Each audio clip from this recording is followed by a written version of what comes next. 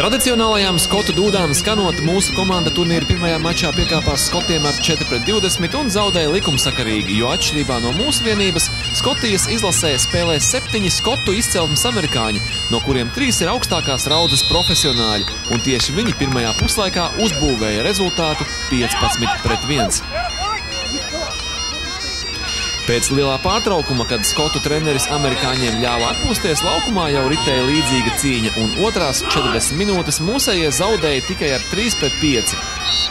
Latvijas labā vārtus guva Edgars Purmalis, Kaspars Veips, Gatis Zepes un Sandis Liekniņš. Ceru, ka rītā mēs spēlēsim līdzīgu spēli kā šodien, un būs daudz labāk nospēlēsim un uzvarēsim, jo pretinieki ir krietni vājāki, es tā vismaz uzskatu, jo viņiem nav profesionāļu komandā. Šovakar mačs ar Franciju, rīt ar Jaunzēlandi, par šīm spēlēm sporta ziņās pirmdien. Lauris Lisbovskis no Mančestras, speciāli LNT.